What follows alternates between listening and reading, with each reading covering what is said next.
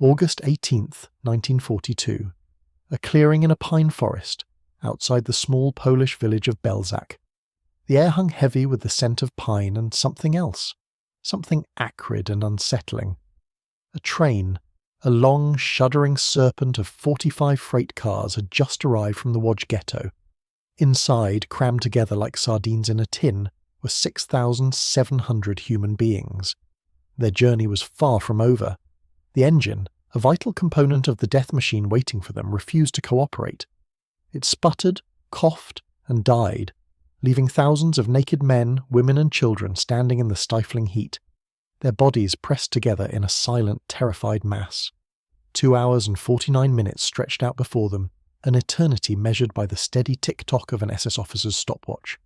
He stood impassively, a doctor's coat concealing the brutal reality of his role. This was the heart of Operation Reinhard, the chillingly efficient code name for the systematic annihilation of Poland's Jewish population.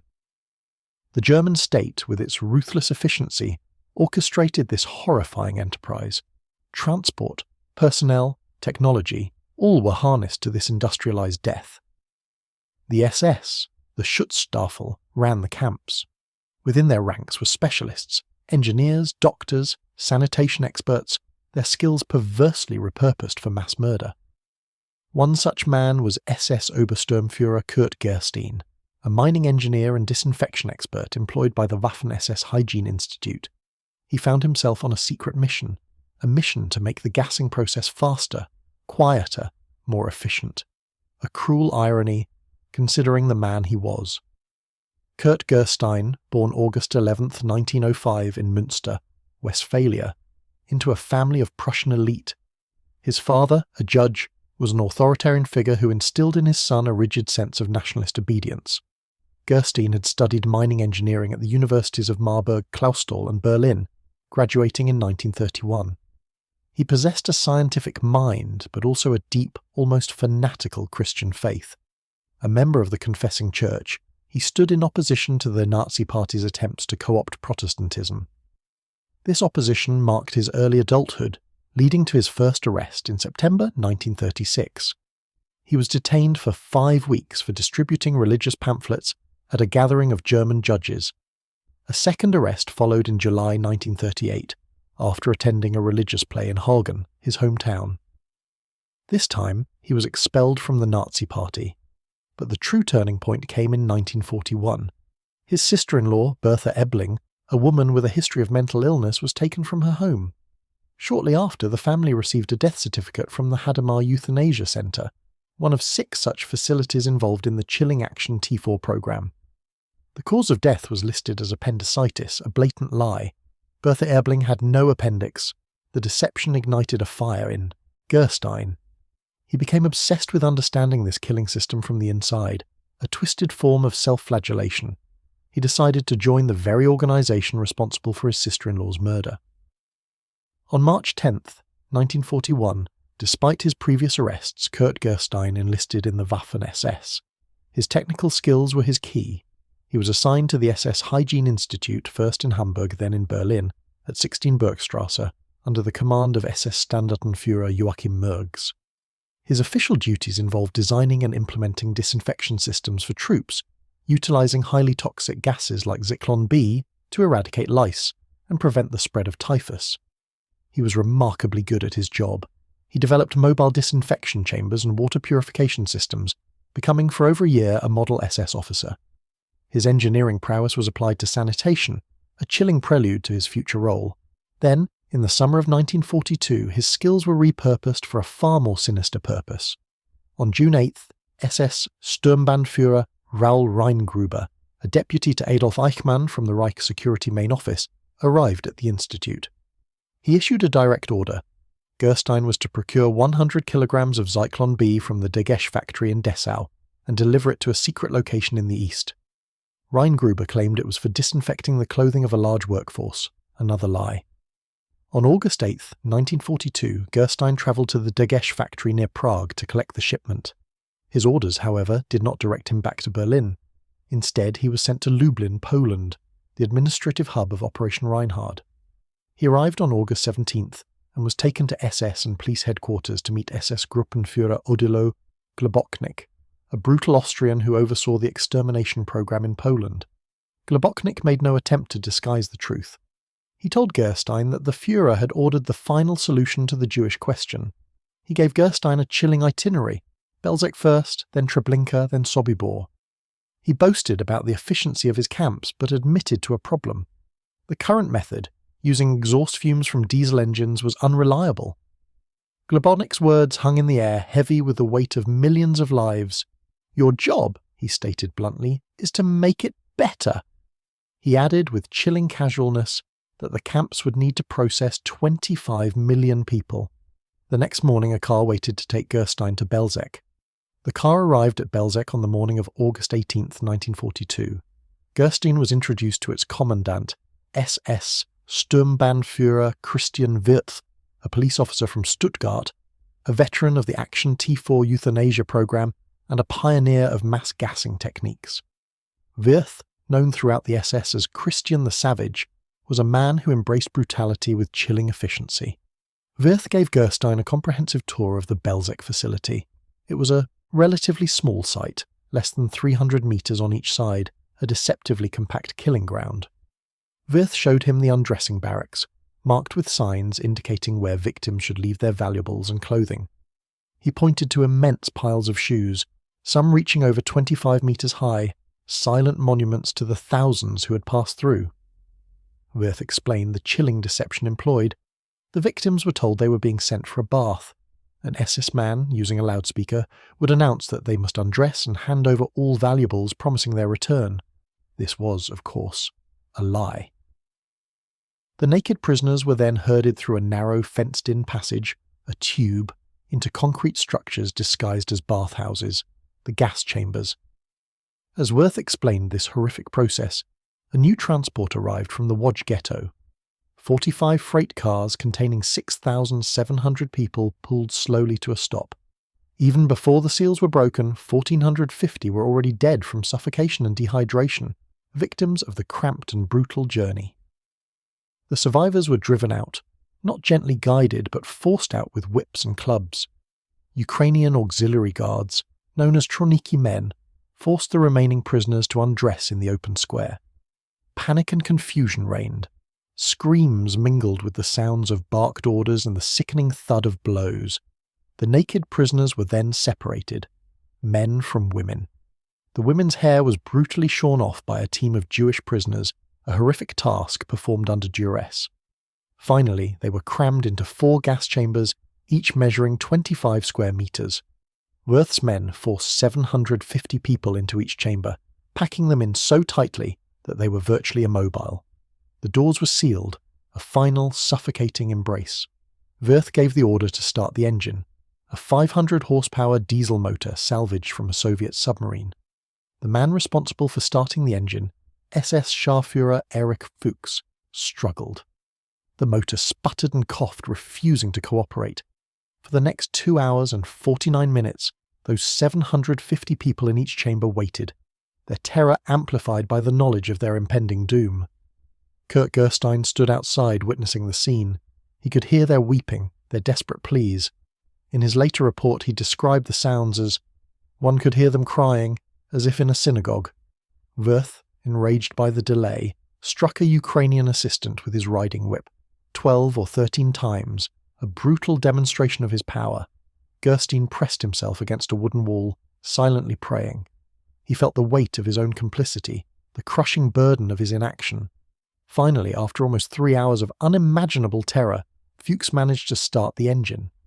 The carbon monoxide poured into the chambers. For a few minutes screams echoed. Then silence descended. Wirth peered through a small peephole. After 25 minutes he declared them dead. Gerstein timed it precisely, 32 minutes in total from the moment the engine started. A special team of Jewish prisoners, the Sonderkommando, opened the heavy wooden doors. The bodies tumbled out so tightly packed together that many were still standing, a macabre tableau of death. The work of extraction began immediately, the grim efficiency of the operation continuing even as the stench of death filled the air. A team of 4 Sonderkommando dentists, armed with pliers, went through the corpses, extracting gold teeth, a final grotesque act of plunder. The process was mechanical, devoid of human empathy. The next day, August 19th, 1942, Gerstein was driven with Christian Wirth from Belzec towards Treblinka, over 160 kilometers to the north. The shipment of Zyklon B was with them. Wirth, however, showed little interest in Gerstein's gas, preferring his own diesel method. Along the way, Gerstein saw his opportunity. He told Wirth's driver that one of the heavy steel canisters had been damaged and was leaking, posing a severe risk. Under this pretense, he ordered the vehicle to stop. He dug a hole by the roadside and buried the Zyklon B canisters, effectively destroying the evidence. He told Wirth that the entire shipment had been compromised in transit and was unusable. He filed a false report claiming the Zyklon B had spoiled. He had sabotaged his own mission, a small act of defiance in the face of unimaginable evil. The weight of his actions and his inaction pressed heavily upon him. He knew the magnitude of the secret he carried. He also knew that silence would only serve to perpetuate the horror he had witnessed. The opportunity to speak the truth presented itself unexpectedly. That night, on the train back to Berlin on August 20th, 1942, Gerstein found himself sharing a sleeping car with a Swedish diplomat, Baron Göran von Otter. The Swedish flag on von Otter's lapel provided the courage he needed. Gerstein pulled down the blackout curtain, checked the corridor, and began to speak. He poured out his story, recounting everything he had seen, everything he had witnessed. He spoke for nearly 6 hours until the train pulled into Berlin station. He named Wirth. He named Globoknik. He described the pits at Belzec, filled with tens of thousands of bodies. He gave him the numbers, the dates, the locations, the cold, hard facts that laid bare the horrifying truth of the Nazi extermination program. He pleaded with von Otter to pass this information to the Allied governments. Von Otter, visibly shaken by Gerstein's harrowing account, promised to act. Upon his return to Stockholm, he filed a detailed report with the Swedish Foreign Ministry. The report, however, was classified, passed up the chain of command, and ultimately filed away. The Swedish government, committed to neutrality, chose silence, burying the evidence along with the countless victims of the Holocaust. Back in Berlin, Gerstein, undeterred, sought out Dr. Paul Haxer, a press attaché, and gave him the same chilling details. Haxer passed the information to a superior in the Foreign Office, but again, nothing happened. The wheels of bureaucracy, usually so efficient in the service of destruction, ground to a halt in the face of such overwhelming horror. Next, he contacted Dr. Otto Dibelius, a prominent Protestant pastor and a leader in the Confessing Church.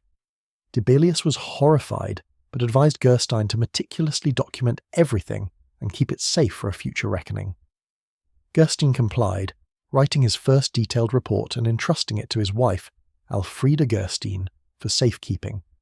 He even attempted to reach the Vatican, contacting Dr. Winter, the legal advisor to Konrad von Preysing, the Catholic Bishop of Berlin. Dr. Winter believed him, but explained that a direct approach from a junior SS officer to the papal Nuncio Cesare Orsenigo was impossible. His attempt to deliver his testimony to the nuncio's office on the Tiergartenstrasse was met with a closed door. Every door Gerstein knocked on seemed to remain shut. For the next 3 years, he led a double life. As an Obersturmführer in the SS Hygiene Institute, he continued to procure and handle massive shipments of Zyklon B, ostensibly for disinfection. He ordered over 2,175 kilograms of the gas in 1944 alone. But he also continued his quiet acts of sabotage. He damaged shipments, falsified paperwork, destroyed canisters, always claiming they had spoiled or been lost in transit. He used his position to travel throughout German-occupied Europe, constantly searching for a new contact, a new chance to expose the truth. He survived interrogations by the Gestapo, who were suspicious of his pre-war activities. He survived the Allied bombing of Berlin, witnessing the Third Reich's slow and agonizing collapse. On April 22, 1945, with American and French forces closing in on Berlin, Kurt Gerstein left the city. He made his way south to Reutlingen, surrendering to the advancing French First Army under the command of General Jean de Lattre de Tassigny. He immediately identified himself and his purpose, presenting a briefcase overflowing with documents, invoices for Zyklon B, official SS correspondence, and his own meticulously detailed reports. Initially, he was treated as a high-value witness. French intelligence officers took him to Rottweil and housed him in the Hotel Moringen. There, He was encouraged to write, and in just 5 days, he produced a comprehensive handwritten account of his experiences, first in German, then in French. This became known as the Gerstein Report. The report detailed names, units, and camp locations. It described the gassing process in cold, technical detail, naming Odilo Globotnik and Christian Wirth. It included the exact number of victims he had witnessed die. But his status as a witness proved temporary. Orders came down from the Central Command in Paris. He was an SS officer. His name was on procurement documents for poison gas. That was all that mattered. On July 5th, 1945, he was transferred to the Fresnes military prison in Paris, a grim 19th century fortress on the Rue de Fresnes, notorious for its harsh conditions. He was no longer a witness, he was a prisoner. He was placed in a cell with other accused German war criminals, men who saw his desire to testify as an act of treason. On July 13th, 1945, the French judiciary issued a formal indictment. Gerstein was charged with being an accessory to murder and a war criminal. The man who had tried to sound the alarm was now accused of being part of the very machine he had sought to dismantle. A contemporary report from the French investigators noted only his rank and unit: SS Obersturmführer, Hygiene Institute. In his cell, Gerstein wrote desperate smuggled letters to his wife, Elfriede. "I am in deep despair," one read. He maintained his innocence, explaining his true motives for joining the SS. He felt utterly betrayed. He had surrendered voluntarily, bringing evidence with him. He had spoken to the Swedes, the Swiss, the Church. He had risked his life for 3 years, only to face a trial where his own reports would be used to convict him. His mental state deteriorated rapidly. He was isolated and, according to other prisoners, tormented by his cellmates. Among his cellmates were SS Sturmbannführer Dr. Karl Böhm, an SS medical officer, and SS Hauptsturmführer Dr. Alfred Meyer. They saw Gerstein as a traitor, preparing to testify against them. On July 25, 1945, Kurt Gerstein was found dead in his cell. The official cause of death was listed as suicide by hanging. He was 40 years old. There was no formal autopsy or investigation. The circumstances surrounding his death remained murky, with some later suggesting he may have been murdered by fellow Nazis in his cell. His body was buried in an unmarked common grave in the Thiers cemetery outside Paris. The exact location remains unknown. The story, it seemed, was over. An SS officer caught in the dragnet had taken his own life, but his word survived. The Gerstein report, which he had begun in Rottweil and finished in Paris, was found among his effects. Raymond Cartier, the French prosecutor at the International Military Tribunal at Nuremberg, read it. On January 30th, 1946, the report was entered into evidence as Document RF 350. It became a foundational text for the prosecution. Gerstein's cold, precise details, the model of the diesel engine, the size of the gas chambers, the number of people packed inside at Belzec, the time it took for them to die, provided undeniable proof of the Holocaust's mechanics. His testimony helped convict Hermann Göring and Ernst Kaltenbrunner. The name, Kurt Gerstein, was read into the official record of the trial that defined Nazi evil for the world. But back in Germany, his name remained tarnished, his sacrifice unrecognized. A denazification tribunal in Tübingen opened proceedings against Gerstein in 1950, 5 years after his death. The proceedings were based solely on his rank as an SS Obersturmführer and his signature on chemical procurement forms. The court classified him as incriminated, a devastating verdict for his family. His wife, Elfriede Gerstein, was denied a widow's pension. His 3 children were denied orphan benefits. Their husband and father was officially declared a Nazi perpetrator, his sacrifice in the face of evil unrecognized. For 15 years, Elfriede fought relentlessly to clear his name. She presented his letters, his reports, and the evidence from the Nuremberg trials. She secured testimony from Bishop Otto Dibelius and the anti-Nazi pastor Martin Niemöller. She argued that his membership in the SS was a cover for his resistance activities, a desperate attempt to fight the evil from within. The case went through multiple appeals. The German state, reluctant to acknowledge the paradox of a resistor in an SS uniform, saw only the rank, not the man's actions. The bureaucracy, efficient in its persecution, faltered in its acceptance of the truth. Finally, on January 20th, 1965, the Minister-President of Baden-Württemberg, Kurt Georg Kiesinger, himself a former Nazi Party member, overturned the verdict. Kurt Gerstein was officially exonerated 20 years after his lonely death in a Paris prison cell. His country finally acknowledged his story, his sacrifice. His report had been instrumental in condemning the leaders of the Third Reich. His name was recorded in the annals of the most significant trial of the 20th century. Yet, the final report from the Fresnes prison did not mention his evidence, did not mention his warnings. The last official document of his life, filed on July 25, 1945, was a simple inventory of the possessions found in his cell: a Bible, a fountain pen, and 7 photographs of his wife and 3 children. The evidence was enough for Nuremberg, but it wasn't enough for his own country to recognise his bravery and sacrifice before his death. The man was not. His story, however, remained. It stands as a testament to the complexities of resistance under totalitarian rule, a reminder of the immense moral courage required to act against overwhelming odds, a cautionary tale of the dangers of silence in the face of evil. Gerstein's sacrifice, though unrecognised for many years, ensured that his story, a story of defiance and despair, continues to resonate. It serves as a stark and enduring memorial to the victims of the Holocaust, and a powerful reminder of the importance of speaking truth to power, even when the price may be high.